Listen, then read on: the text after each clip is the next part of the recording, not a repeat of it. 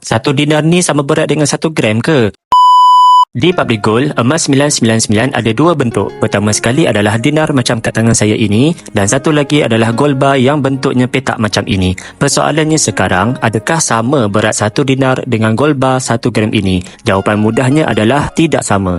Gold bar 1 gram ini beratnya adalah 1 gram dan 1 dinar ini beratnya adalah 4.25 gram. Jadi, beratnya adalah berbeza.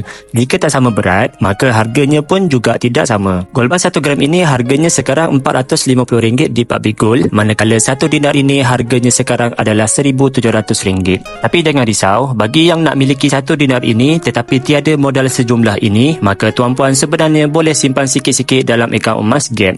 RM100 ke atas pun dah boleh mula simpan 1 dinar ini. Boleh mula serendah RM100 sahaja di akaun emas Gap. Cukup sahaja gram nanti boleh keluarkan emas 1 dinar ini dari akaun tersebut.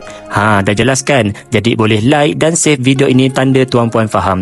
Bagi yang nak mula simpan emas, boleh klik link di profil saya bantu secara percuma. Jom simpan emas.